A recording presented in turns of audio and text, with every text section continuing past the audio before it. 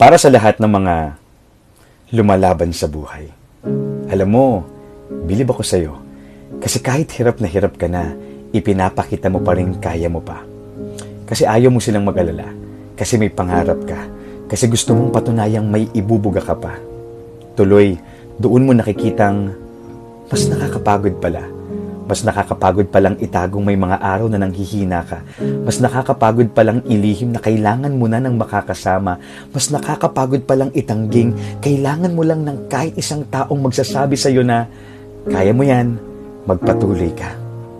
One realization that changed the way I deal with my battles. I don't fight alone. I fight in faith. I fight with my God. Why? Because in our weakness, He is our strength.